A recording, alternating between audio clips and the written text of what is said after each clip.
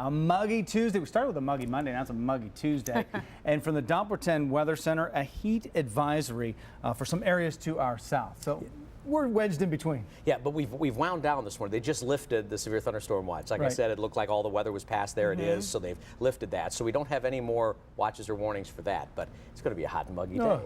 That's a huge surprise given that it feels like 82 degrees when you step out the door this morning. So let's take a look first of all at live Doppler 10 radar. A lot of activity still out there, mainly to the east, but you know, almost 2,000 lightning strikes in the last 20 minutes, primarily in eastern Ohio, some of them way up north in Canada. But I'll bring the radar in a little bit so you can see where the action is this morning from Cambridge and Guernsey County to the eastern part of Muskingum County. These are moving fairly quickly to the east. So you folks in Caldwell over in Noble County heading right your way. McConnellsville passed you by now, heading toward Beverly there in the western part of Washington County, moving to the east toward Marietta. And then it kind of weakens a little bit in eastern Athens County, now past Gloucester and Athens and Albany, heading toward Marietta and Parkersburg. And then it just continues right along the Ohio River from Millersport to Mason to Ravenswood and down to Gallipolis. And that's kind of where it runs out of steam.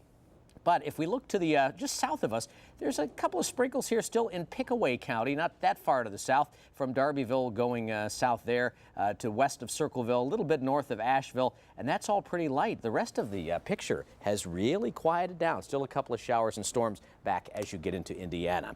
Meanwhile, that line this morning, now this was severe weather in the midsection of the country. You may have seen it talked about on social media or on the national news, but very strong storms, what they call a derecho, which is a very intense line of strong straight line winds moving through the Chicago area.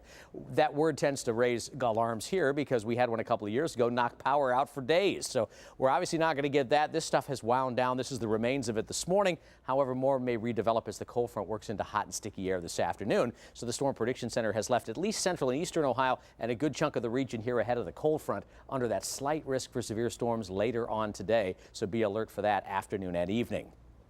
Morning thunderstorms, a warm and muggy air mass out there. Big changes ahead as we head into the holiday weekend, and I mean that in a very good way.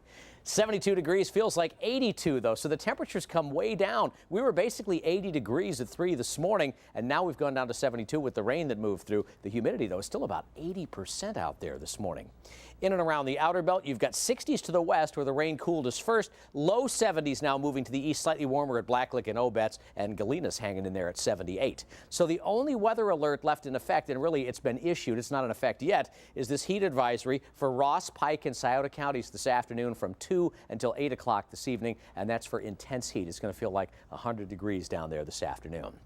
Here, we're looking at a high in the low 90s, probably a redevelopment of showers and storms, so we could have some stormy weather as we head toward evening. Winds pick up, and it'll feel like just mid to upper 90s here, as opposed to 100 degrees. So here's that line falling apart as it moves to the east. Still a lot of moisture to work with as we go into the afternoon and evening, but the model works it out this morning, tries to redevelop it this afternoon. I don't know how strong it will end up being, but again, gusty winds, maybe a little bit of hail, the main potential with that heat to work with this afternoon. There's 5, so you could easily have headaches for the evening commute. And then it moves out, and it doesn't cool off immediately, but the trend is for much cooler temperatures the next couple of days. Mid-80s for Wednesday. Thursday, we're back in the mid to upper 70s for a high. That bodes very well for red, white, and boom. Friday's high about 77, morning low in the 50s, and it stays very nice, relatively comfortable for July going into the weekend.